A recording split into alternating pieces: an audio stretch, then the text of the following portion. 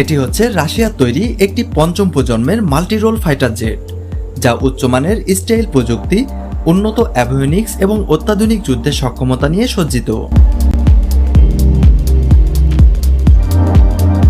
এটি মূলত রাশিয়ার বিমান বাহিনীর আধুনিকীকরণের জন্য ডিজাইন করা হয়েছে। Su-57 যুদ্ধবিমানটিকে এমনভাবে তৈরি করা হয়েছে যা রাডার ও অন্যান্য অনুসন্ধান প্রযুক্তির চোখে ধরা পড়া কঠিন করে তোলে।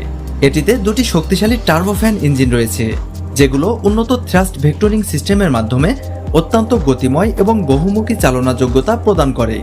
এটি প্রতি ঘন্টায় 2400 কিলোমিটার বেগে চলতে পারে।